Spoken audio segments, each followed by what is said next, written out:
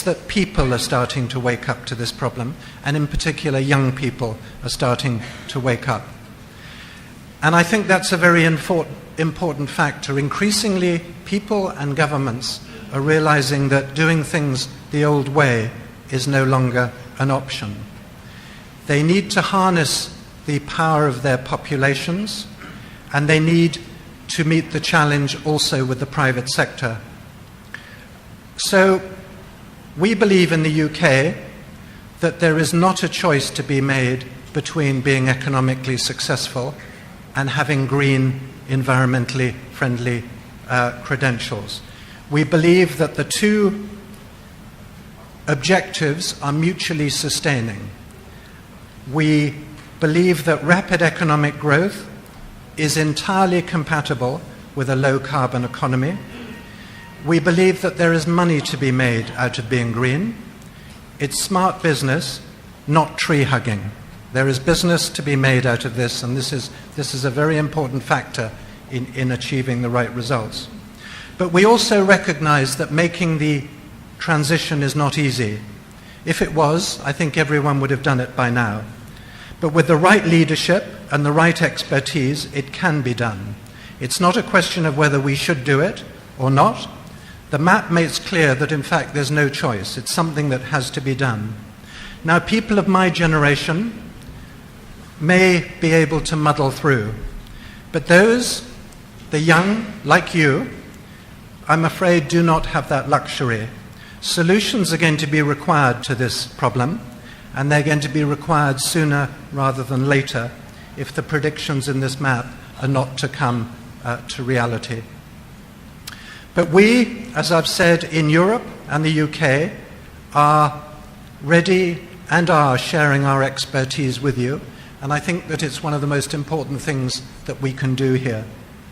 So I will leave it at that, but before I open the discussion to the floor for your contributions and contributions from our expert panel, I just wanted to pose a couple of questions. How can we get all areas of Indonesian society to tackle the challenge of climate change together? And how will each of you here make your own difference, however small, to this problem? So thank you again for giving me the honor of coming to this great institution. It's a great pleasure to be here. And now I think you will be able to hear from people that are far more expert than I in this field. But thank you again for having me.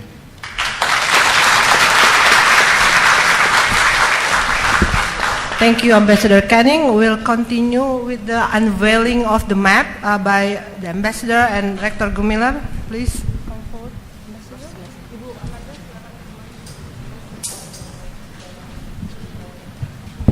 The map already explained by the Ambassador. It is a Southeast Asia 4-degree map.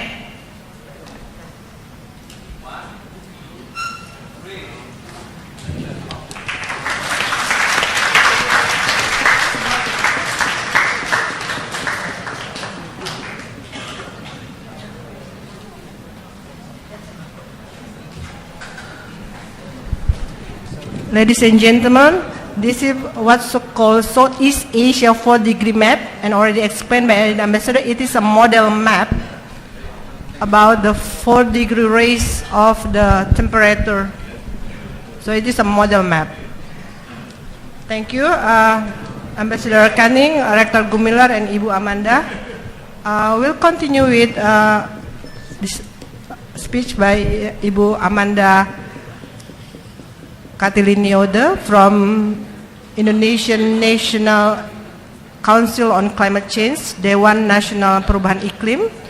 Pada Ibu Amanda, please, welcome.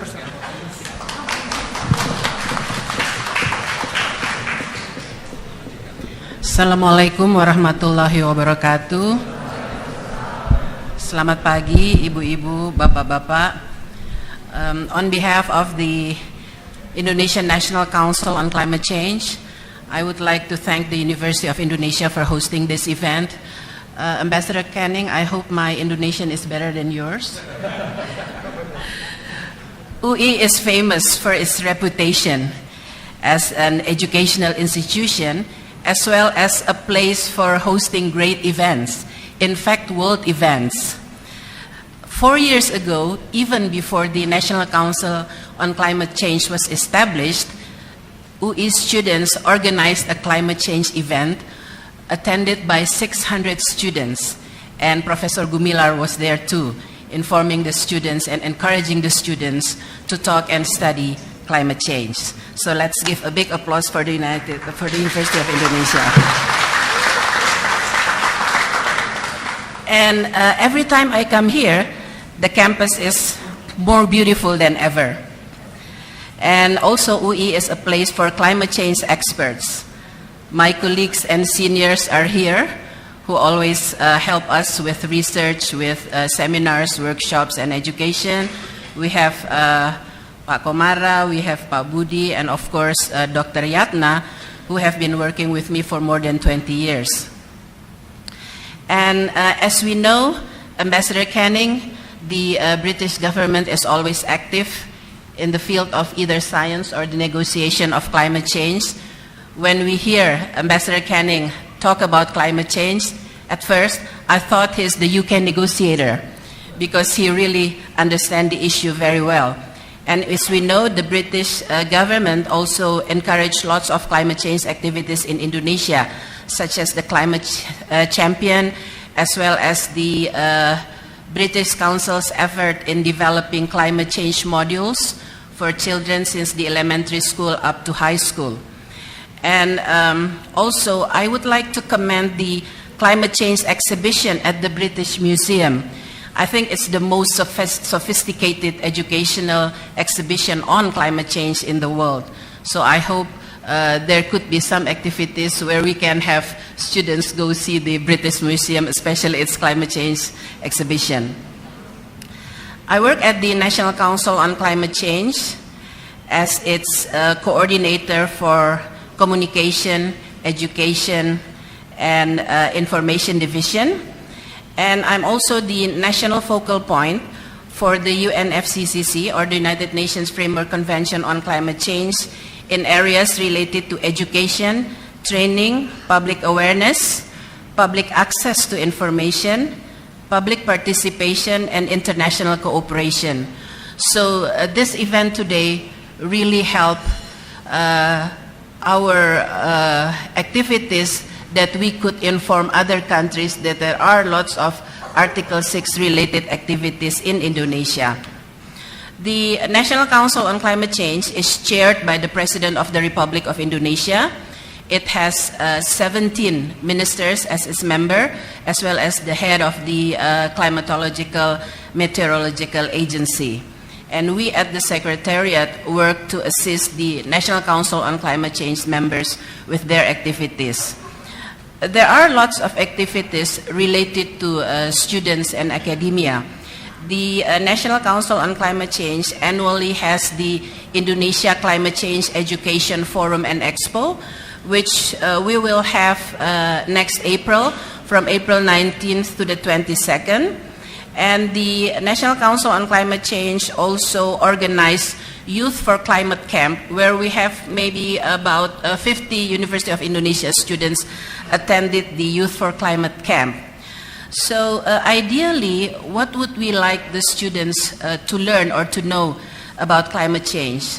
First, we would like students to understand the science of climate change and also the impacts, which we can see in this map. And after we understand the impact, what are the solutions from the adaptation part of or the mitigation part? The adaptation is where we adjust to our development activities, and the mitigation part is where we reduce our greenhouse gas emission, as we can see here in this campus, where you have a bike lane and other activities to reduce climate change activities, as well as the hutan kota. And also, after we understand the science, the impacts, and the solutions, of course, as students, we would like to understand, or you would like to understand, the political landscape, the international conferences. There was one in Bali, Copenhagen, in Cancun, and the last time in Durban, and the next one in Qatar. What are they talking about there, and how we as students or academia can contribute to the process? And last but not least, of course, is how to communicate all what you have learned to the general public and to your communities as well. Ibu-ibu dan bapak-bapak, in closing, I would like to share with you what President Yudhoyono mentioned in one of the cabinet meeting on coordinating climate change with the National Climate Change member. He said that in terms of cooperation, what's important for us is partnership. Equal partnership is important. Therefore, we would like to include all stakeholders, including the government, civil society, private sector, the general public, and of course the academia, including students and their lecturers and professors. And we do hope through many comprehensive partnership or through many international cooperation and partnership, we can have many more activities, especially at the University of Indonesia. Thank you.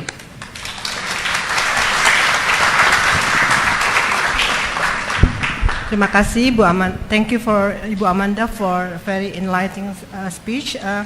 Just would like to underline some notes from Ambassador Canning and Ibu Amanda. Ambassador Canning emphasized how Indonesia will how Indonesia will tackle the challenge of the climate change, and how can we who are sitting here can make an impact and can contribute to the solution. And this is to the question that I think is very important for us and the young generation who are sitting here today, but also for older generation, for the your future generation too. So this is very, very important question. And Ibu Amanda also underlined 3 important questions for students, especially how we study the climate change and its impact, and what is the solution that we can find. And the second, what is political landscape of this climate change and how we can contribute to the solution and cooperation. And finally, how we share our knowledge and concern to general public. And this is also a very important message to our young generation and students. And we hope by attending this discussion and hearing this conversation, and also understanding the map in front of us, we have more concern and also can contribute more to tackle this global warming challenge.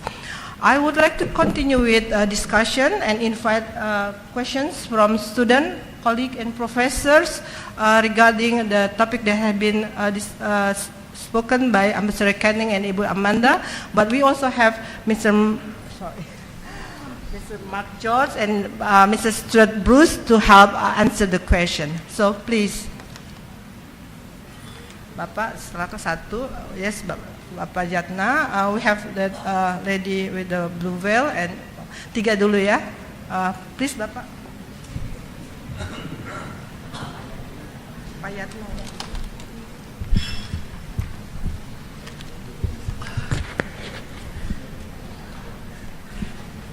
Thank you very much,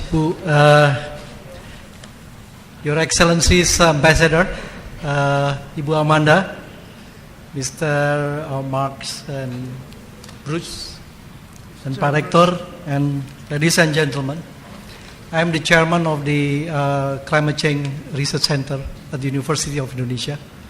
I just want to share with you what we have done so that know what that really aims in the futures.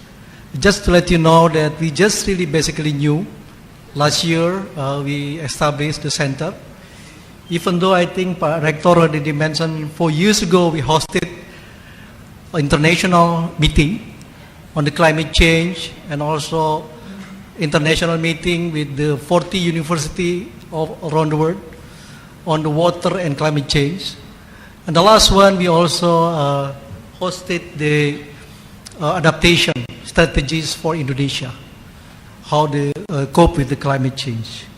We have approximately 30 staff at the university, ranging from economy, engineering, anthropology, forestry, and many others. So And we've been working with the DNPI, coordinated by Ibu Amanda. And also, of course, we're working with other agencies in Indonesia. And we've been working with the Cornell University, Columbia University, also University of Reading in UK.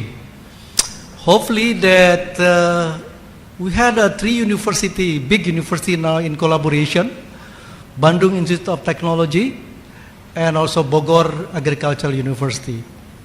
The three universities trying to establish what we call the graduate student for climate change. I think we're trying to share how do we develop this. And the first camp is from University of Reading. We are trying to help the establishment of the graduate program.